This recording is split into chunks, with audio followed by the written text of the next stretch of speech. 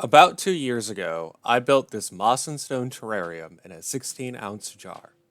The last time I opened it was about a year ago, so let's see what happened. As we first open a long-sealed terrarium, you do want to give it a good smell, just to make sure there is no buildup of hydrogen sulfide. But with it closed for this long, if that were the case, everything would be dead. That rotten egg smell comes from anaerobic bacteria that thrive if your soil is too moist or compressed. So that's one of the reasons why it's best to have a drainage layer.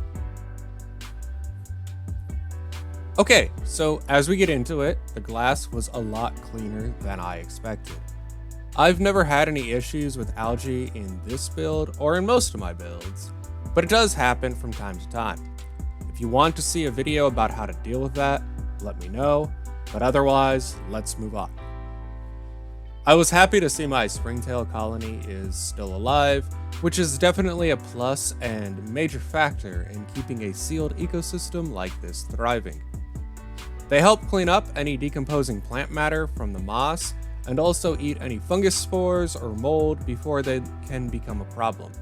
These spores are everywhere in the air on our planet, and they're even on your face right now. So as will be revealed as we get into trimming it, you'll notice when you do stuff like this for your own builds, that different species of moss deal with the lack of light from their own biomass piling up differently. Haircap moss is probably the easiest visual example of this, as it goes through a very solid gradient of brown to vibrant green. This is all thread moss, so it does discolor a bit as it ages or gets blocked from the light. But interestingly, I often find that although the stuff on top is a vibrant light green, if you can cut it back or get any yellowing or browning spots, the stuff growing out underneath is often a beautiful dark green. As if the plant is, putting all its energy into those new cells and trying to breach the surface with the new growth. I will be linking a video at the end of how I built this thing back in September of 2024, and one of the first things you'll notice is that I had placed in some oak leaf creeping fig. I quickly removed that as it started overtaking the terrarium and really threw off the scale. Another thing you may notice is how most of the rocks are now completely covered with moss. That was expected, but what I didn't expect was for their positions to shift slightly from the moss's growth. Unlike actual boulders, these are all pebbles, so they are magnitudes lighter after all. As we go through this trimming and cleanup, you'll notice I have to actually tap around with the tweezers and hunt for the stones to subsequently reveal them and make them visible again. I also kind of tease the moss around with a brush and other tools to try and encourage it to grow in a way to keep them more visible, but moss basically does what it wants.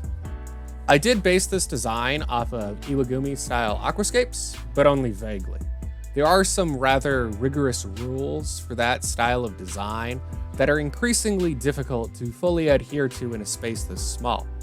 And in a space this small, what's most important is the ease of being able to get our tools inside for maintenance like we are doing here today. One thing I'm really impressed by thus far in our discovery is just how healthy the moss has stayed despite the limited light. Not only does the moss's own growth begin to restrict its access to light, we also get a buildup of springtail feces on the glass, so even without algae growth, we do have additions that hinder the light long term. In a perfect world, we'd never have to do any maintenance on our designs. But that's just not how plants work. They grow and do what they want. As stewards, it's our job to work with the growth rather than expecting it to behave the way that we want. I do sometimes wonder about the long-term health of my springtail colonies. You really don't need to worry about the springtail colony crashing, provided it's healthy to begin with and has adequate space, since they are rather self-regulating.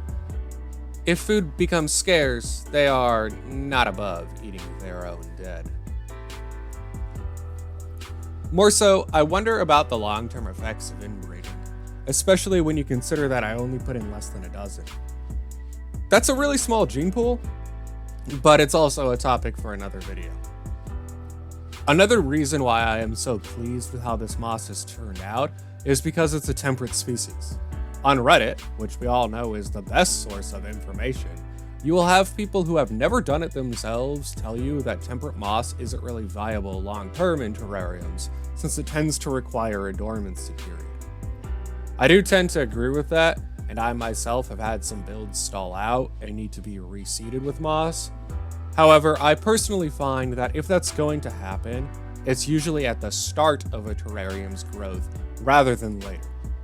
I do have some builds much older than this channel is, and I personally find that as long as the moss is periodically trimmed, its new growth as a response to that trimming tends to supersede any other kind of limiting factors. Usually, when I'm trimming a fresh build, I will brush the moss around to help accelerate the carpet filling in. But with this one being so developed already, I just removed it. That, of course, begs the question, is this terrarium successful? Considering it's 2 years old and the moss and springtails are still thriving after a year of intentional neglect, I would say this build is indeed successful. A successful terrarium is not one that stays manicured forever. A successful terrarium is one that grows and adapts over time.